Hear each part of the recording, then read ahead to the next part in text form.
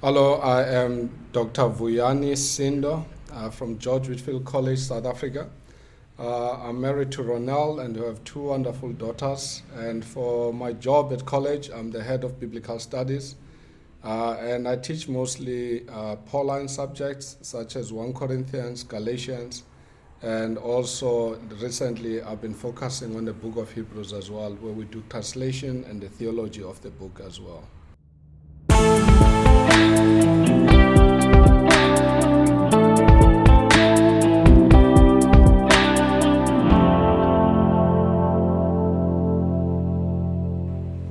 Dr. Sindo, Vuyani, good to see you, my friend. It's good to be back to Exegetical Speaking. This is your second time, so we'll refer people in the show notes to your first appearance a while back. Yeah. But I'm glad to be here in South Africa with you. I've had the privilege of teaching a course here. Today's my last day getting on a plane, and I wanted to talk to you before we got out of town because of your view of some things happening in 1 Timothy. Yes, thanks again for being with us here, George Whitfield. We have enjoyed having you here. It's been great for us and the students as well.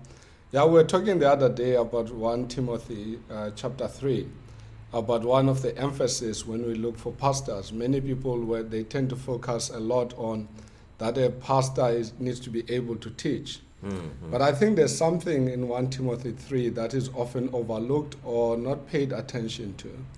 And that is the aspect of that a pastor ought to be hospitable.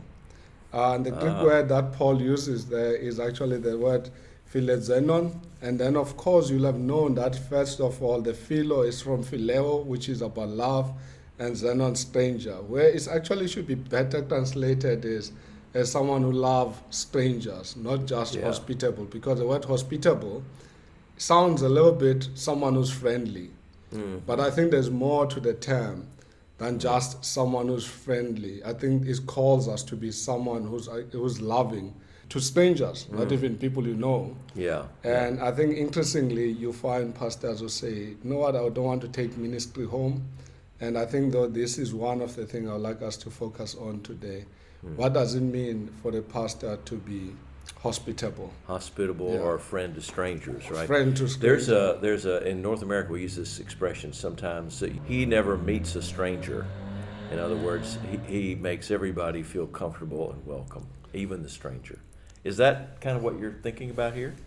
Or is I think it's even going deeper than that. There is a fact of making someone feel uncomfortable where everyone is welcome and lives as a friend. But I think when we look at the root, I mean, the term is also used here by Paul. It's used a couple of times as a description of what is requires of elders in the church. In 1 Timothy 3, verse 2, and in Titus 1, verse 18 again, where there's actually this requirement. First of all, it's almost, for Paul, it's a non-negotiable, that elders ought to be people who love strangers. And then in Romans, where for me it's been very interesting in how Paul uses a term in Romans. The context of Romans is emphasizing the love part within the term. Okay. Because in Romans 13, before it starts from verse 13, you have to start from verse 9, where it talks about love needing to be genuine. So in Romans 12, for example, when Paul talks about the need for believers to love one another, he also talks about them, verse 13, that they need to contribute to the needs of the saints and to seek to show hospitality.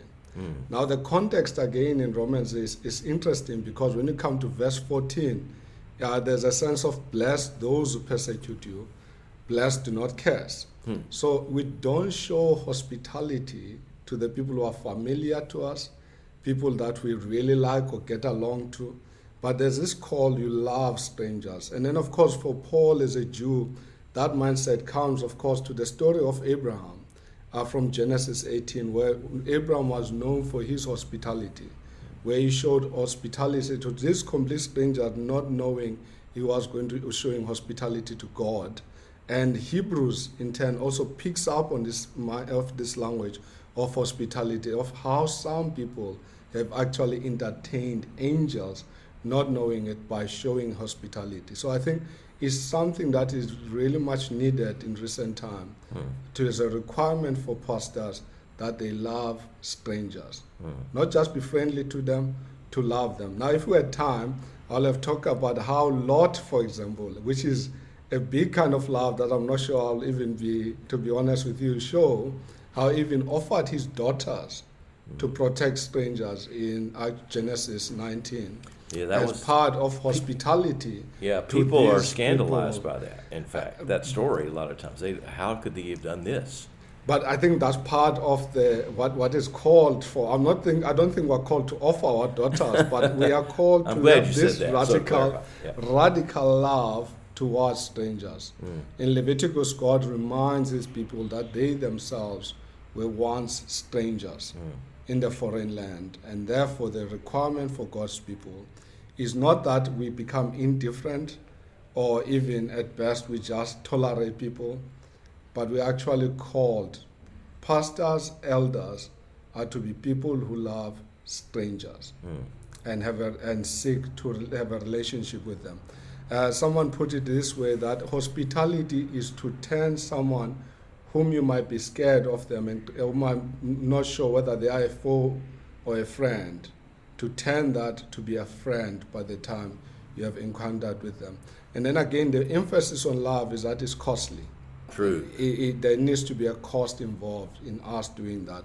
For some of us, it's a cost of time. For others of us, it's actually a cost of our resources as we share with God's people, to use the words of Romans chapter 12. Well, that's a great reading of that text. I think you're right. We kind of focus on a pastor or leader should be apt to teach, and we don't really focus in upon does he really love and take care of and show hospitality to the stranger among us. And I think for me that's important, because later on, even Paul, when he has a problem with his churches, always reminds them about how he lived among them. Yeah. So if we are to mentor and disciple people in the Lord, they really need to know us and know how we lived among them. And one of the key ways in doing that is to show hospitality. Great word. Vuyani, thanks for being with us today on Exegetically Speaking. Thank you very much for having me. What a great conversation. I hope you agree. Now, there's only 168 hours until the next podcast drops, so watch for it. Subscribe to this podcast, rate us today. If you want to study biblical languages, you need to consider Wheaton College. They have the best program in the country, bar none. Go to wheaton.edu, look for modern and classical languages. Get started today. Come on, you know you want to. Thanks for those who make this podcast possible. John Lonsma is our Wheaton-based director, Ian Rosine, and Rebecca Larson. Thanks to Phil Kegi for our music. Until next time, thanks for listening.